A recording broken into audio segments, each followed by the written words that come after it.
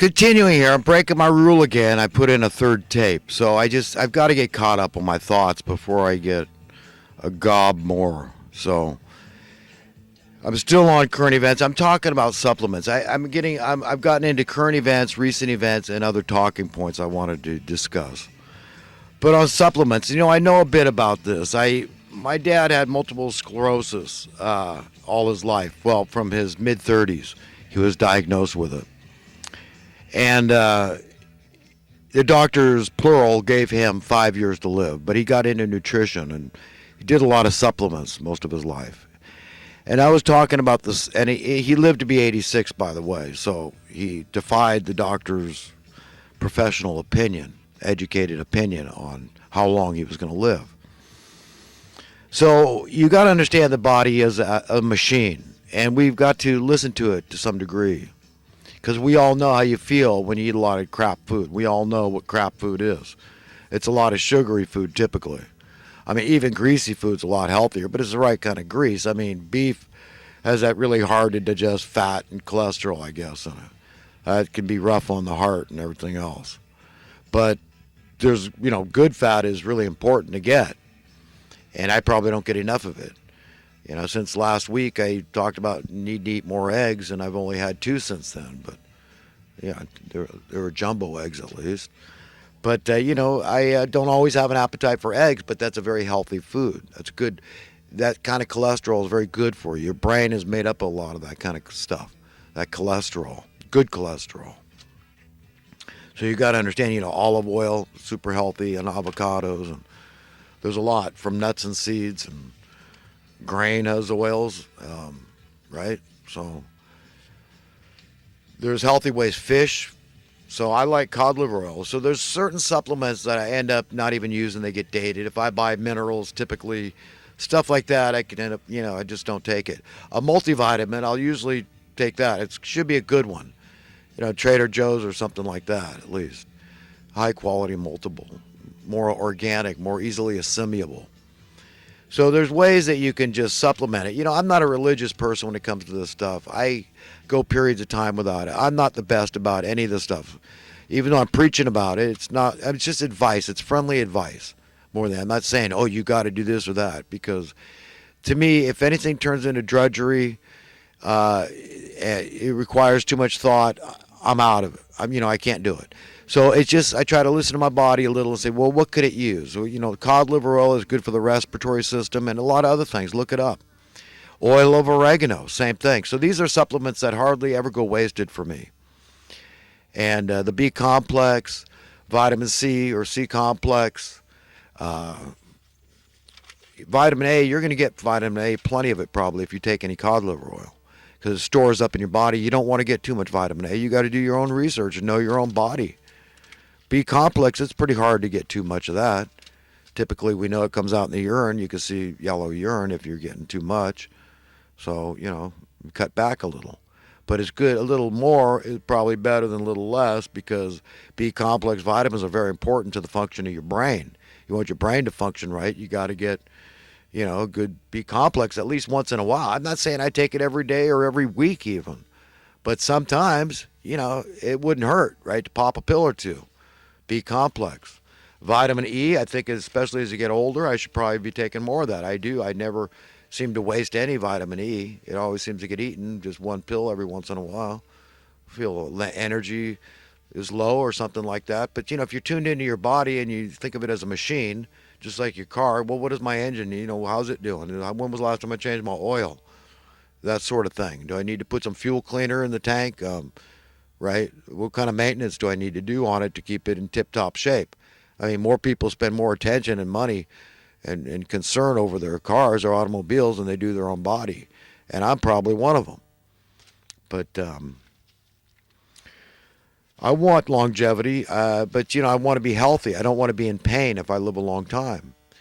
And it's pretty tough because as you get older, you get ailments, you get issues.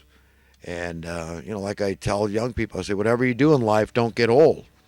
It's a joke. I'm not trying to tell anybody to kill themselves, certainly, but I'm trying to be a wise guy, trying to be funny.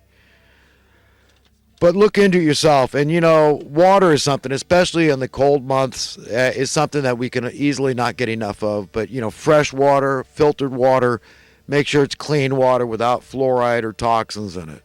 And the only way I know to get that is you got to get it filtered. It's got to be filtered water.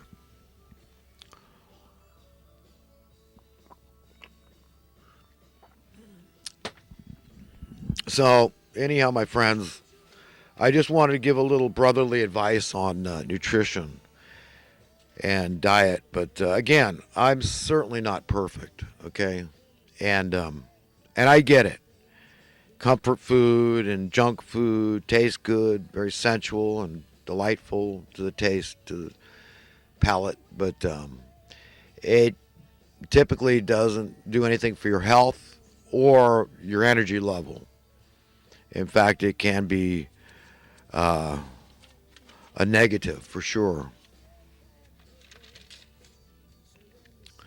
We got Wall Street dropping in leaps and bounds and people freaking out and they're blaming the coronavirus. Isn't that interesting? But from what I understand, typically what's going on is people are selling. And that means when people are selling, they're walking around in your local community. You got more people that were heavily invested in Wall Street that are flush right now. So it's probably going to be good for local businesses.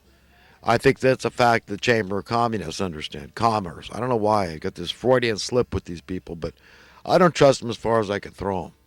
They don't do anything to educate the public. What are they doing to help dry up homelessness? Certainly, everybody's complaining about homeless in their community.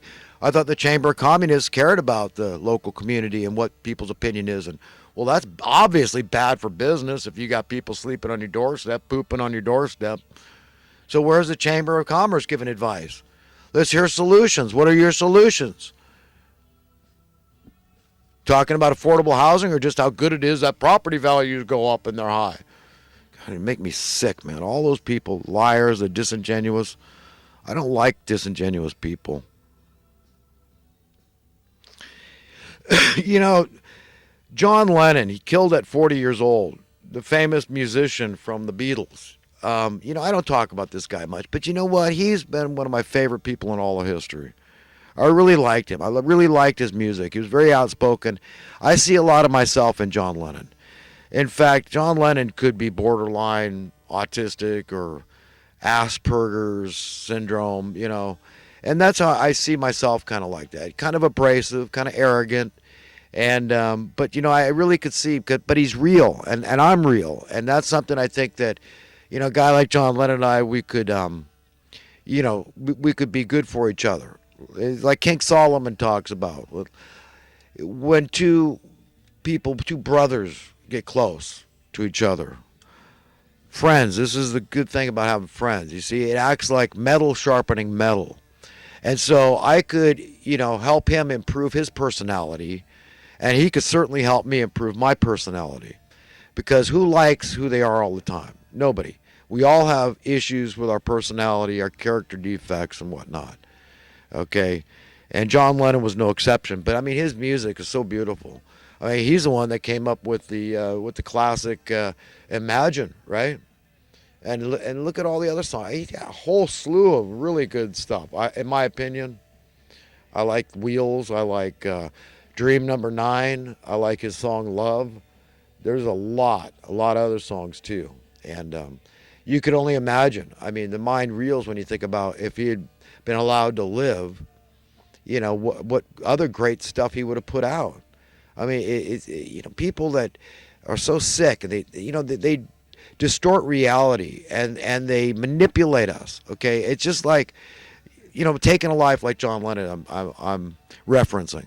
But it's the reason we all have to have a purse full of keys. You got to hang them here, put them there. Don't forget where they are. Oh my God, my keys. Where are my keys? It's because there's a few criminals out there. It takes a little handful of criminals.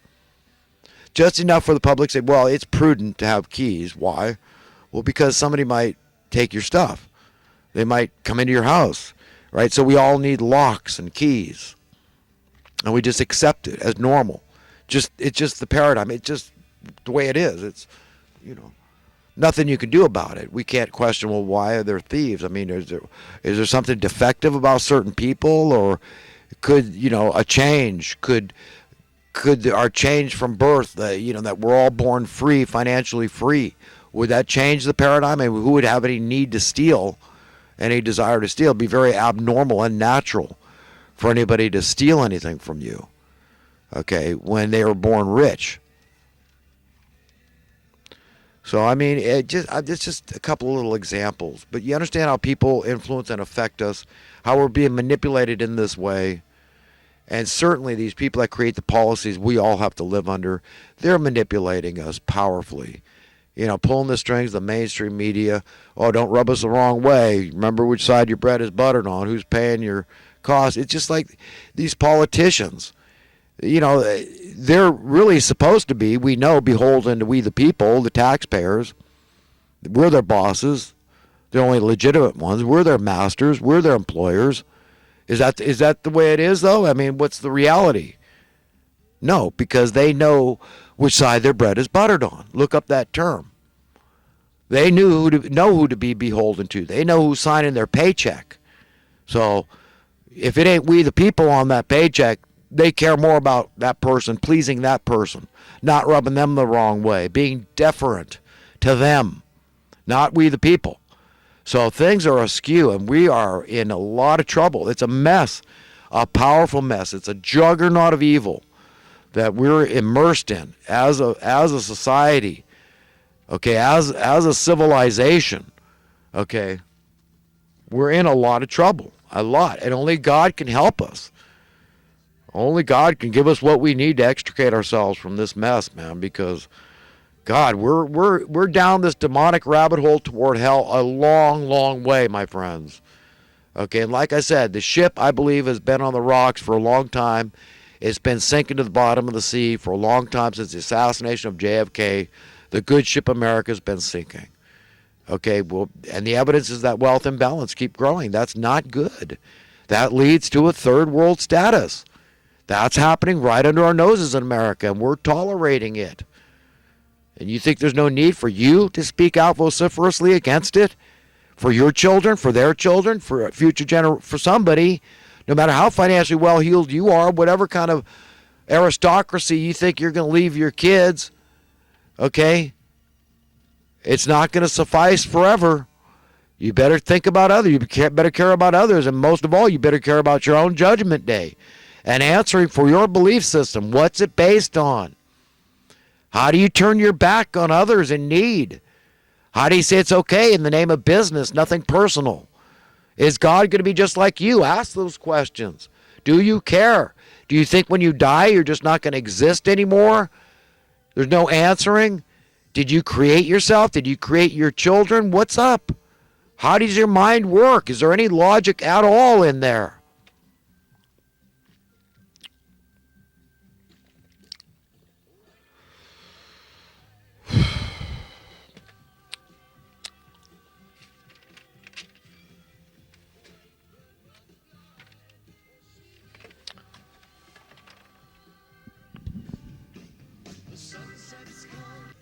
All right, my friends, I'm going to go on to some thoughts from this last week or two. I want the world to know this much in regard to the precept of a universal basic income. I passionately resent the pseudo-intellectual, wholly disingenuous, acutely illogical, flatly stupid notion that this idea is in any way a socialistic or bleeding heart liberal idea. No, it isn't. This would save the taxpayers unfathomable amounts of money and of stress and burden, including the most onerous tax of all, the cost of basic existence, euphemistically referred to as the cost of living. No, a UBI, a universal basic income, is indeed a very conservative idea. That's right. I want you to have lower taxes that you pay to a government entity, whether that's federal, state, county, city, quasi proxy thereof, okay? I want you to have lower taxes. Okay? But you've got to understand the cost of living as a tax. What some will refer to as a hidden tax. If it's something you have to pay to continue to exist, to keep a roof over your head, okay, if it walks like a duck, quacks like a duck, for God's sake,